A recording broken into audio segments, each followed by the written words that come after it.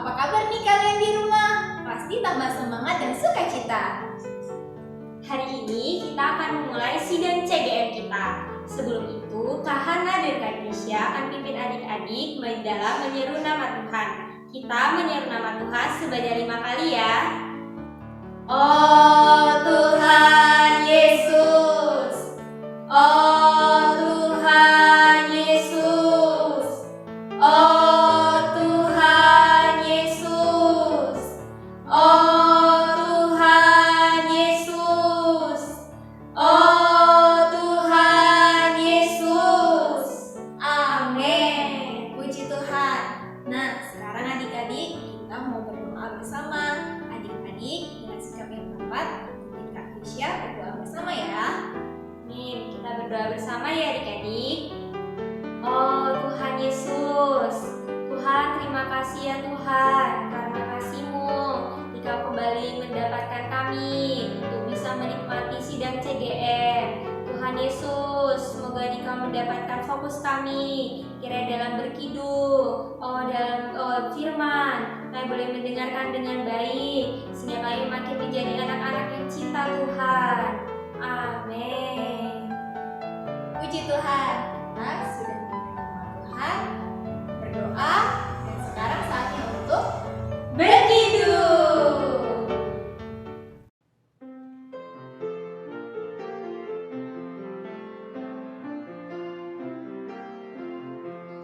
Dan tulus ku buka hatiku, ya Yesus masuklah.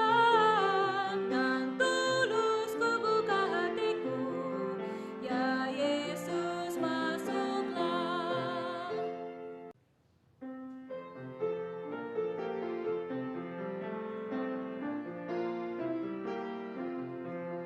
Dan tulus ku cinta padamu, tinggallah dalamku.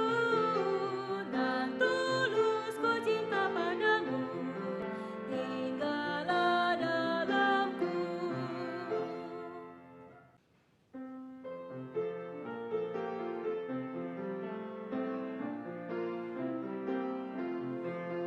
Tuhan kau persona yang hidup, hiduplah dalamku. Tuhan kau persona yang hidup, hiduplah dalamku.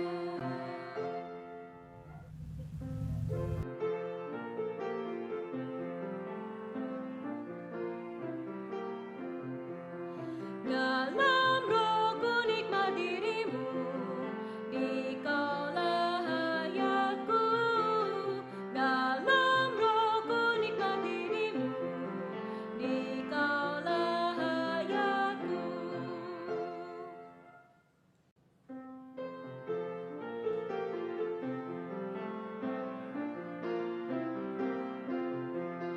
Tuhan kaulah sahabat sejati, penuhi anteroku.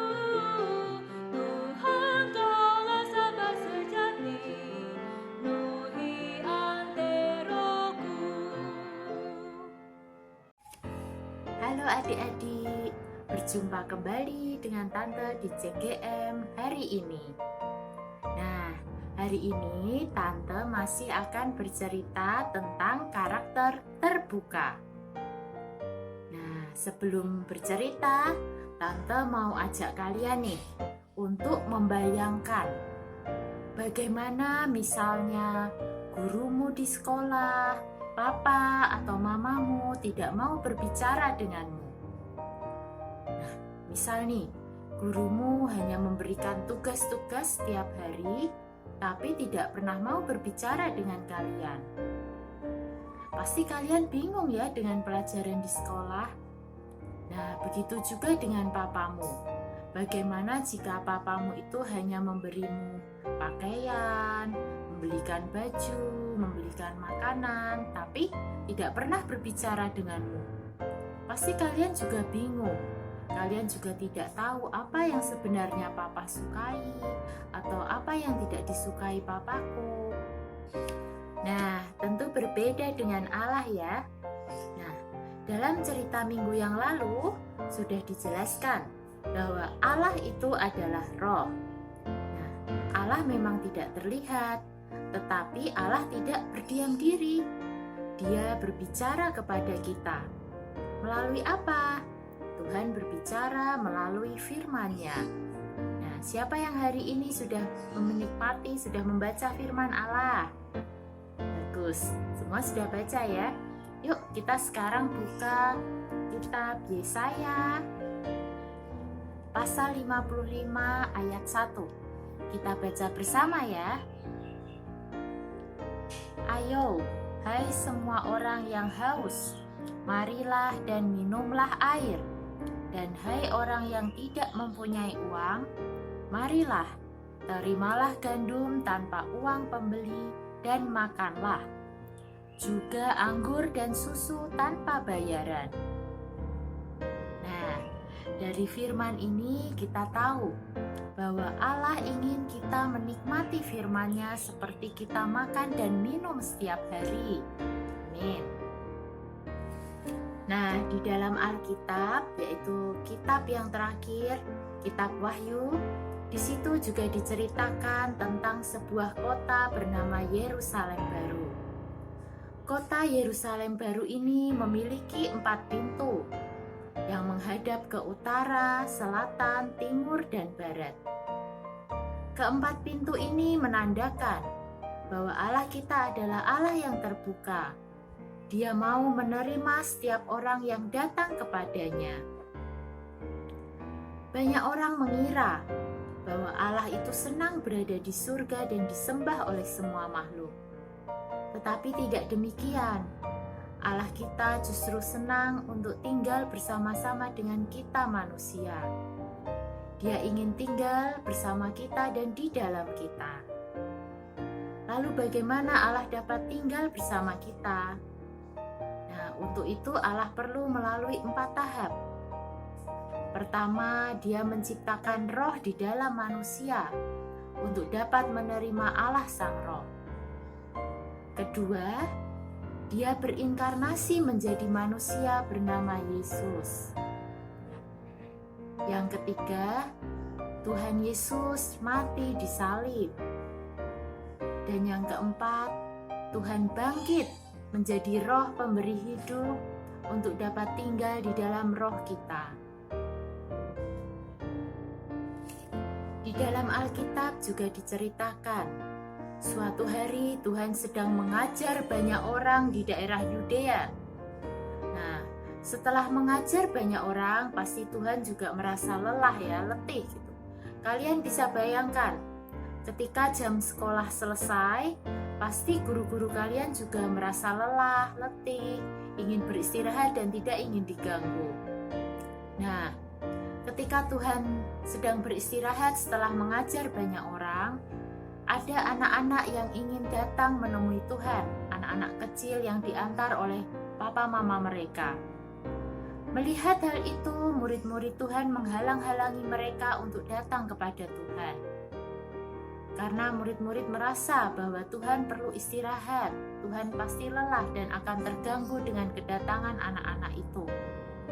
Tetapi Tuhan tidak demikian. Tuhan mengatakan kepada murid-muridnya, biarkan anak-anak itu datang kepadaku, jangan halang-halangi mereka. Anak-anak itu pun dapat datang mendekat kepada Tuhan, dan Tuhan menyambut mereka, bahkan memberkati anak-anak itu.